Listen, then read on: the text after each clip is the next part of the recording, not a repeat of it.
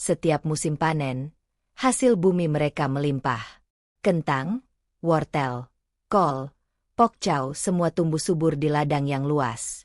Tidak ada yang lebih indah dari pagi yang cerah, saat embun masih menempel di daun-daun sayuran, dan udara yang segar terasa begitu menenangkan. Namun di balik keindahan alam itu, ada cerita yang tersembunyi. Cerita yang sedikit demi sedikit menggerogoti kehidupan para petani yang ada di sana. Petani-petani yang hidup bergantung pada tanah mereka, tidak tahu bahwa ada seseorang yang begitu licik, memanfaatkan kebaikan hati mereka.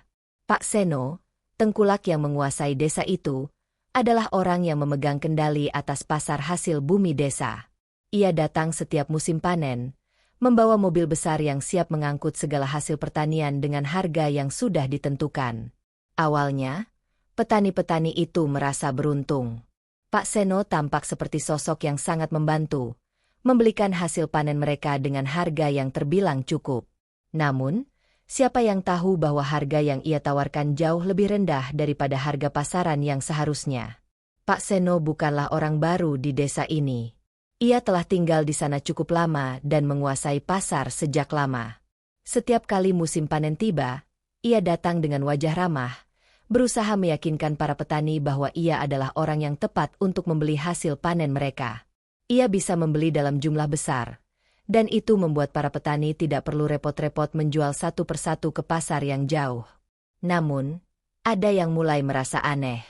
Budi, seorang petani muda yang baru saja pulang dari ladang, berbincang dengan tetangganya, Pak Tono, yang sudah lebih tua dan lebih berpengalaman.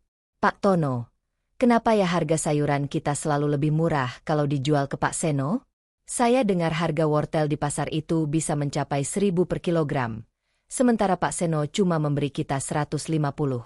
Apa tidak ada yang aneh?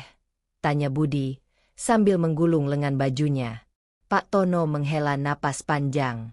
Budi, saya juga sudah mulai merasa begitu. Tapi kita tidak punya pilihan. Kita butuh uang cepat untuk beli kebutuhan sehari-hari. Pak Seno itu, meskipun tampaknya membantu, sebenarnya sedang menjerat kita pelan-pelan. Budi mengernyitkan dahi. Tapi, Pak Tono, bukankah kita bekerja keras di ladang? Apakah kita tidak berhak mendapatkan harga yang lebih baik? Pak Tono menatap tanah dengan penuh perasaan. Itulah masalahnya. Kita bergantung pada tanah, tapi kita tidak tahu cara menghadapinya dengan benar. Kita masih terjebak di pola lama, dan Pak Seno tahu betul cara memanfaatkannya. Budi merasa tidak puas dengan jawaban Pak Tono. Ia tahu ada yang salah, dan ia bertekad untuk mencari tahu lebih lanjut. Mungkin, ini adalah saatnya untuk mengubah segalanya. Hari-hari berlalu, dan semakin banyak petani yang merasa tertipu. Hasil panen yang seharusnya bisa memberi mereka kehidupan yang lebih baik, malah tidak cukup untuk memenuhi kebutuhan sehari-hari.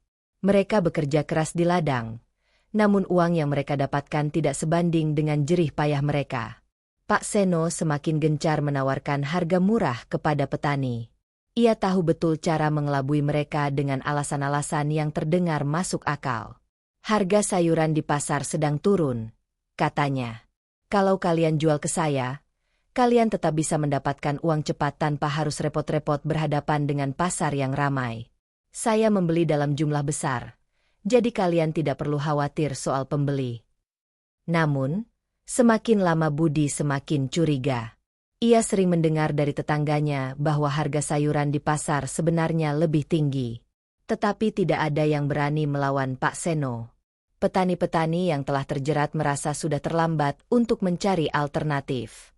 Mereka merasa terjebak dalam lingkaran yang tidak bisa mereka hindari. Suatu hari, setelah pulang dari ladang, Budi melihat sesuatu yang mengejutkan. Di luar rumah Pak Seno, ada tumpukan wortel, kol, dan pokcau yang tampak segar. Namun, harga yang tertulis di papan harga justru jauh lebih mahal dari harga yang ia dapatkan ketika menjual hasil panennya ke Pak Seno. Budi semakin terkejut ketika melihat beberapa petani lainnya datang membeli sayuran di toko Pak Seno. Mereka membayar harga yang lebih tinggi dari harga yang mereka terima ketika menjual hasil panennya. Saat itulah Budi merasa marah dan memutuskan untuk melawan ketidakadilan yang terjadi di desa mereka. Ia mengajak beberapa petani muda lainnya untuk berdiskusi. Mereka merencanakan sesuatu yang besar. Jika Pak Seno bisa mempermainkan mereka begitu lama, mengapa mereka tidak bisa memperjuangkan hak mereka? Mereka mulai mengumpulkan informasi tentang harga pasaran, berbicara dengan petani-petani dari desa tetangga yang lebih beruntung, dan mencari tahu bagaimana cara mereka bisa menjual hasil panen mereka dengan harga yang adil. Semakin lama, semakin banyak petani yang bergabung dengan mereka. Mereka mulai berani bersuara.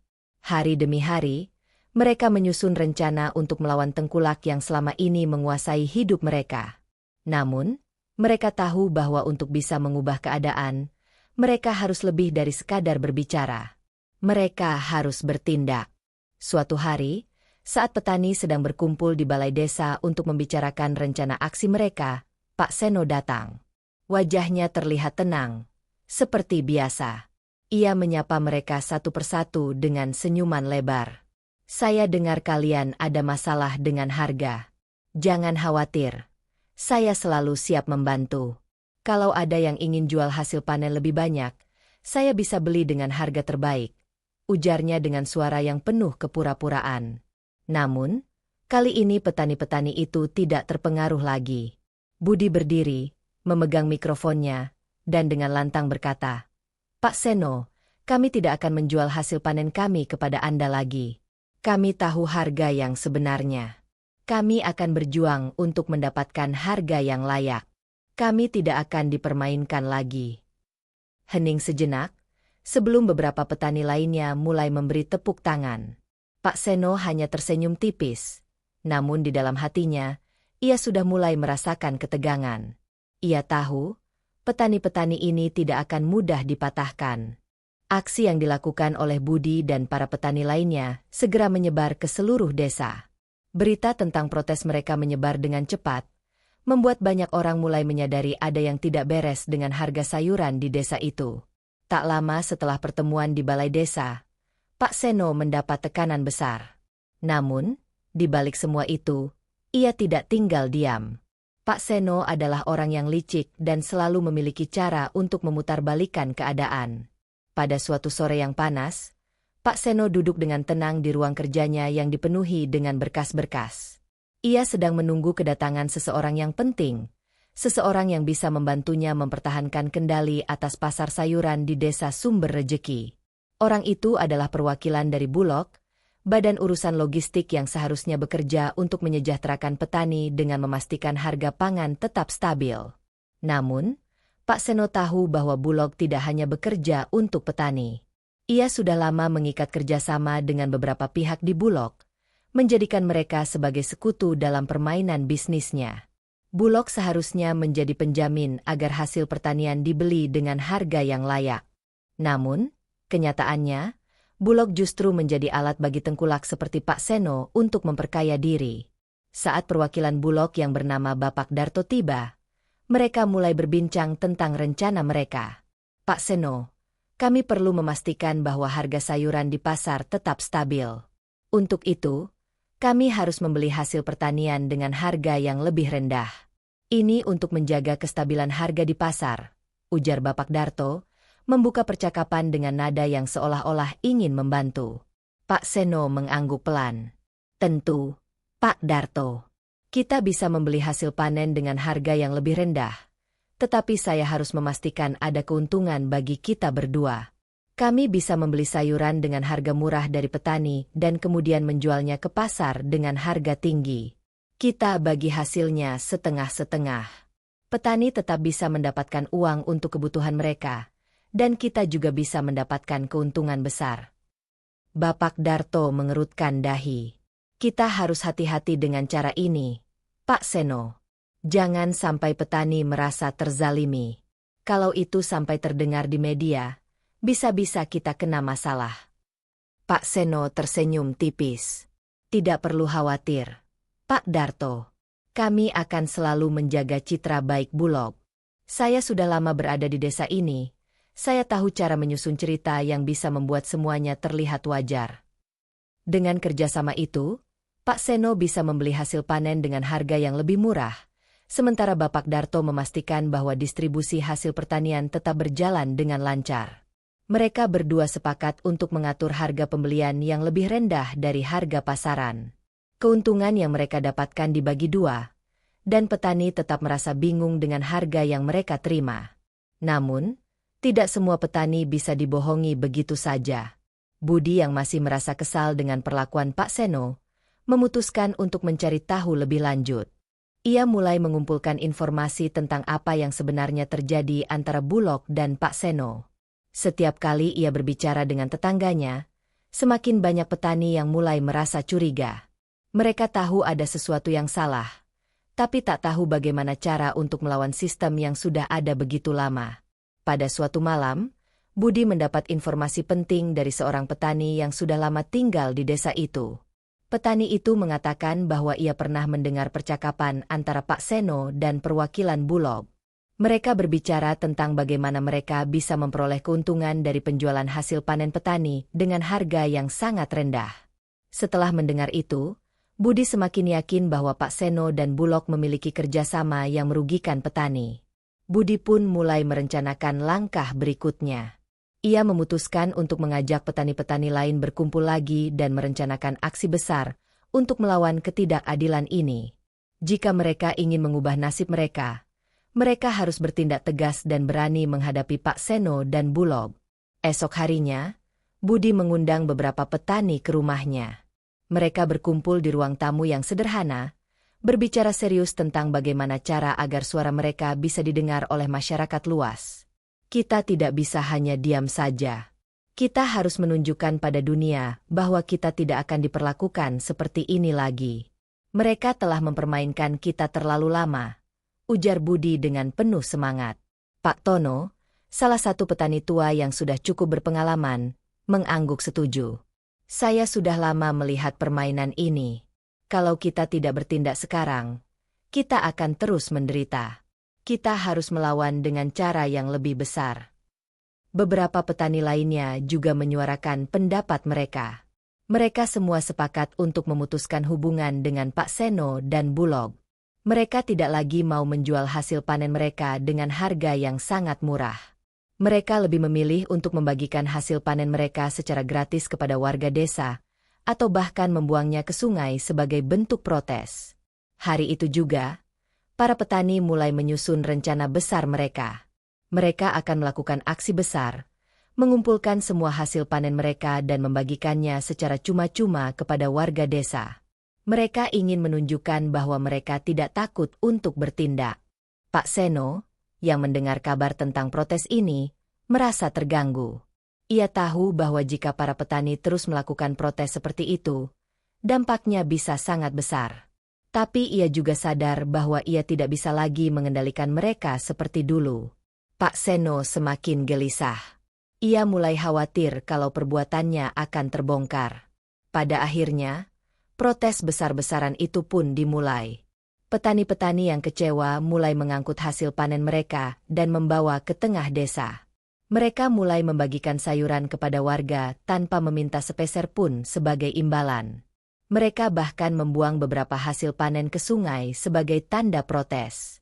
Aksi mereka segera menarik perhatian media. Kamera-kamera wartawan mulai mengabadikan momen itu, dan berita tentang protes para petani pun menjadi viral. Masyarakat mulai berbicara tentang ketidakadilan yang dialami para petani di desa Sumber Rejeki. Bahkan, beberapa media besar ikut memberitakan kisah mereka. Warga desa yang sebelumnya tidak tahu apa yang terjadi, kini mulai menyadari adanya manipulasi harga yang dilakukan oleh Pak Seno dan Bulog. Namun, di balik protes yang semakin besar ini, Pak Seno merasa semakin terpojok. Ia tahu bahwa jika ini berlanjut, ia bisa kehilangan semuanya. Dan ketika media mulai meliput, Pak Seno tahu ia harus menghadapi konsekuensinya. Aksi besar-besaran yang dilakukan oleh petani di desa Sumber Rejeki segera menjadi sorotan media. Masyarakat di luar desa mulai mengetahui apa yang sebenarnya terjadi di sana.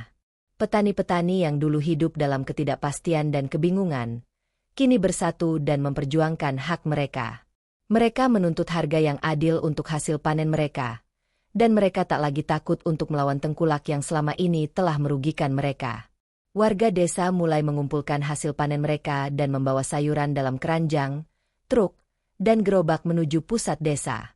Mereka tidak lagi berharap mendapatkan keuntungan dari hasil panen mereka, tetapi lebih memilih untuk membagikan sayuran secara cuma-cuma kepada siapa saja yang membutuhkan. Beberapa dari mereka bahkan dengan sengaja membuang sayuran ke sungai sebagai bentuk protes yang lebih keras. "Ayo, kita tunjukkan pada dunia betapa kerasnya hidup kita," seru Budi, yang kini menjadi salah satu pemimpin gerakan protes ini. "Kita harus bersatu. Jangan biarkan Pak Seno dan Bulog terus bermain-main dengan harga kita." Setiap langkah yang mereka ambil terdengar seperti seruan untuk perubahan. Mereka ingin menghapuskan praktik curang yang selama ini membuat mereka hidup dalam penderitaan. Tak hanya itu, mereka juga ingin memberi contoh kepada dunia luar bahwa petani bukanlah pihak yang bisa dipermainkan begitu saja. Berita tentang aksi protes petani Sumber Rejeki mulai tersebar luas. Media sosial dipenuhi dengan gambar dan video para petani yang membagikan hasil panen mereka secara gratis, sementara beberapa gambar menunjukkan sayuran yang mereka buang ke sungai dengan penuh kekecewaan. Berita ini segera menjadi viral. Orang-orang dari seluruh penjuru negeri mulai berbicara tentang ketidakadilan yang dialami para petani. Warga kota yang biasanya hanya menikmati hasil bumi dari supermarket atau pasar, kini mulai melihat perjuangan para petani dengan lebih jelas. Mereka merasa simpati dan mulai mendukung petani-petani itu. Bahkan, beberapa kelompok aktivis petani dari luar daerah datang untuk memberikan dukungan moral dan materi. Sementara itu, Pak Seno yang mendengar kabar tentang aksi protes tersebut mulai panik. Ia menyadari bahwa semakin banyak perhatian yang tertuju pada desa ini, semakin sulit baginya untuk melanjutkan permainan kotor yang sudah ia jalankan selama ini. Ia mencoba untuk tetap tenang, namun kecemasannya semakin bertambah. Di ruang kerjanya yang sepi, Pak Seno menggerutu. Ini tidak bisa dibiarkan. Jika berita ini terus menyebar, semuanya akan hancur. Saya harus cepat bertindak. Ia berusaha mencari cara untuk meredakan situasi tersebut. Berbicara dengan pihak-pihak yang masih ia kontrol di Bulog, mencoba untuk meyakinkan mereka bahwa ini hanyalah masalah sepele yang bisa diselesaikan. Namun, kali ini ia menyadari bahwa tidak ada yang bisa ia lakukan. Petani sudah bangkit, dan semakin banyak orang yang mulai memperhatikan masalah mereka. Pada saat yang sama, Budi dan beberapa petani lainnya duduk di ruang pertemuan desa, membahas langkah selanjutnya. Mereka tidak hanya ingin mengakhiri permainan tengkulak Pak Seno, tetapi juga mengubah cara sistem distribusi hasil pertanian di desa mereka. Mereka tahu ini bukan hanya tentang mereka, tetapi juga tentang masa depan petani-petani lainnya di seluruh negeri. Kita sudah cukup sabar selama ini. Sudah terlalu lama kita dijajah oleh orang seperti Pak Seno, ujar Pak Tono dengan serius. Sekarang saatnya kita membuat perubahan yang besar. Kita harus memanfaatkan dukungan ini untuk memperbaiki sistem yang ada. Budi mengangguk. Kita tidak hanya harus berhenti di sini.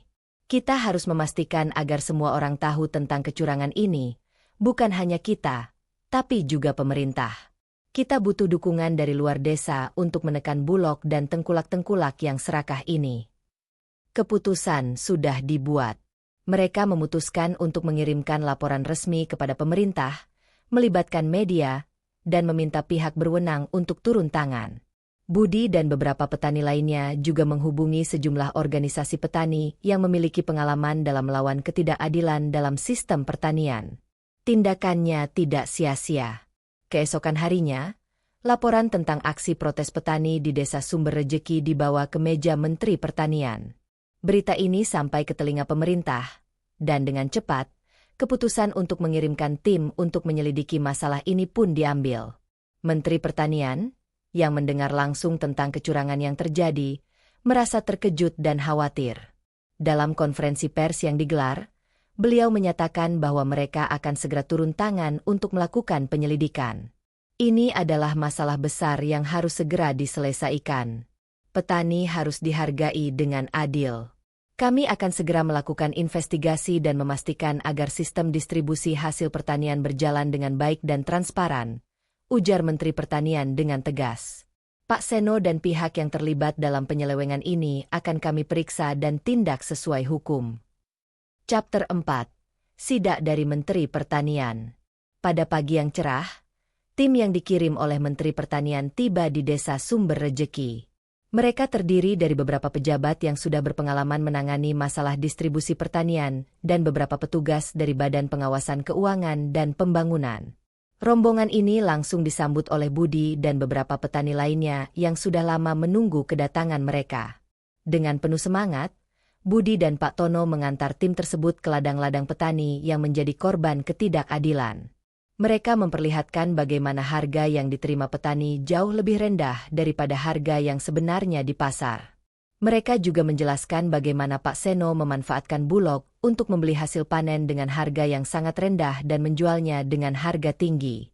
Setelah melakukan inspeksi langsung ke ladang dan berbicara dengan beberapa petani, tim pemeriksa mulai melakukan penyelidikan lebih mendalam. Mereka menemukan bahwa benar ada persekongkolan antara Pak Seno dan pihak Bulog yang mengatur harga beli yang tidak adil.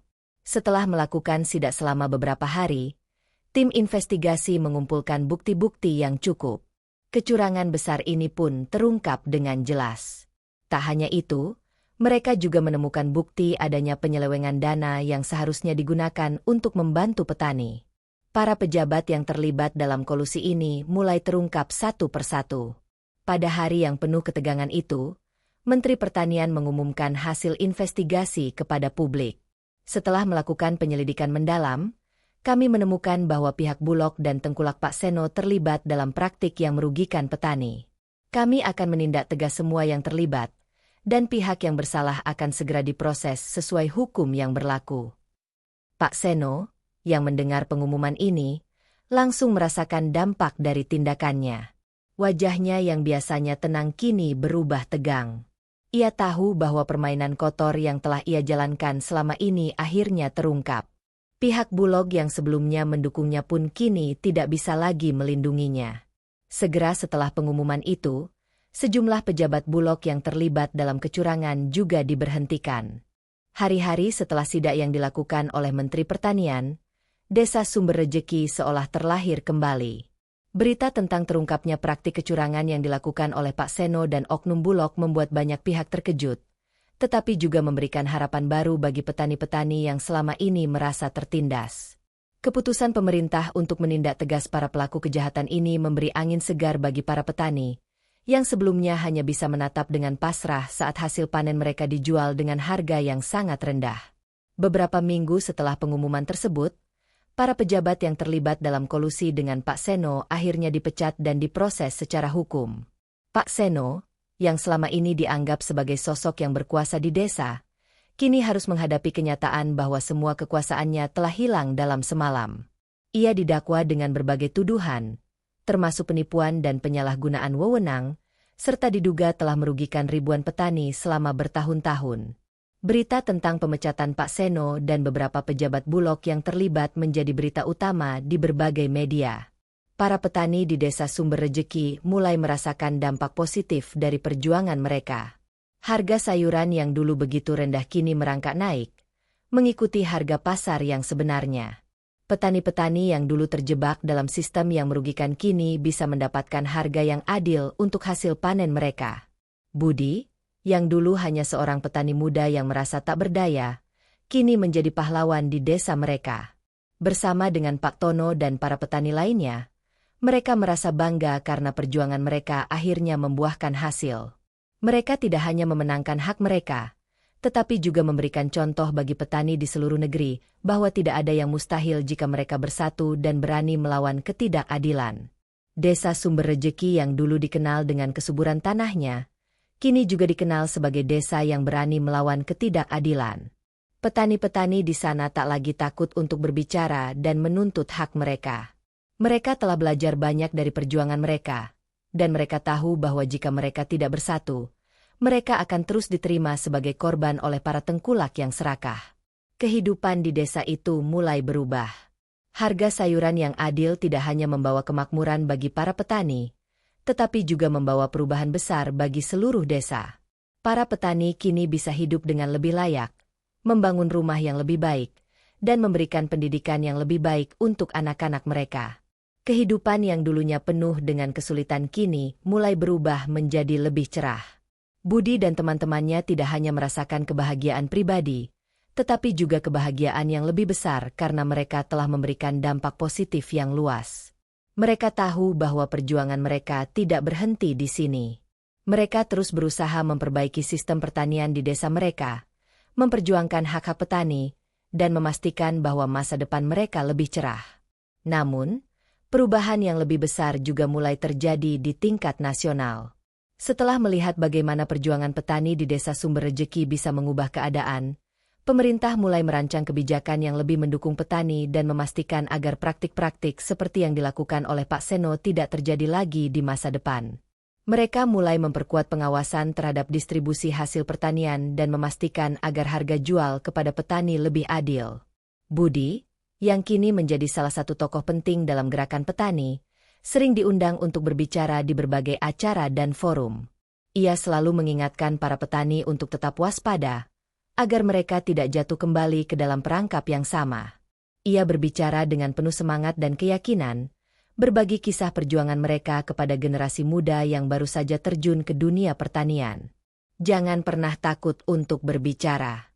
Jangan pernah diam ketika kalian tahu ada yang salah. Kita punya hak untuk dihargai dengan adil, katanya di hadapan para petani muda yang mendengarkan dengan penuh perhatian. Desa Sumber Rejeki yang dulu hanya dikenal karena tanahnya yang subur, kini dikenal karena semangat juang para petaninya. Mereka bukan hanya petani, tetapi juga pejuang yang tak kenal lelah dalam memperjuangkan hak-hak mereka. Keberanian mereka menginspirasi banyak desa lainnya, dan membuat perubahan besar dalam dunia pertanian. Meskipun perjalanan panjang yang penuh perjuangan telah mereka lalui, mereka tidak berhenti di sini. Mereka tahu bahwa untuk terus maju, mereka harus selalu berjuang dan menjaga kebersamaan. Petani-petani Sumber Rejeki kini hidup dengan rasa percaya diri yang lebih besar, tahu bahwa mereka tidak akan pernah lagi dibiarkan sendirian. Mereka juga mulai memperkenalkan teknologi pertanian yang lebih modern, meningkatkan kualitas hasil panen mereka, dan membangun kemitraan dengan para pemangku kepentingan yang lebih mengerti kebutuhan mereka. Dengan cara ini, mereka memastikan bahwa hasil panen mereka tidak hanya dihargai dengan adil, tetapi juga dikelola dengan cara yang lebih efisien dan berkelanjutan. Dan bagi Budi, yang dulunya hanya seorang pemuda yang merasa terjepit oleh sistem, kini ia melihat dunia dengan pandangan yang lebih luas. Ia tahu bahwa perjuangannya belum selesai, dan masih banyak yang harus diperbaiki. Tetapi, apa yang ia raih bersama para petani di Desa Sumber Rejeki adalah bukti nyata bahwa ketidakadilan bisa dilawan. Mereka telah membuktikan bahwa dengan kebersamaan, keberanian, dan tekad, tidak ada yang tidak mungkin. Salah satu pesan utama dalam cerita ini adalah perjuangan petani untuk mendapatkan harga yang adil atas hasil jerih payah mereka. Mereka melawan ketidakadilan yang diterapkan oleh tengkulak licik dan pihak yang lebih kuat seperti Bulog. Allah Subhanahu wa Ta'ala berfirman dalam Al-Quran, "Sesungguhnya Allah menyuruh kamu berlaku adil, berbuat kebajikan, dan memberi kepada kaum kerabat. Dan Dia melarang perbuatan keji, kemungkaran, dan kezaliman." Quran Surat An-Nahl 90. Ayat ini mengajarkan kita untuk selalu berlaku adil dan menghindari segala bentuk penindasan terhadap orang lain, terutama terhadap mereka yang lemah atau tertindas. Sama seperti para petani dalam cerita ini yang mencari keadilan dan menuntut hak mereka yang selama ini disalahgunakan oleh tengkulak dan pihak yang lebih kuat.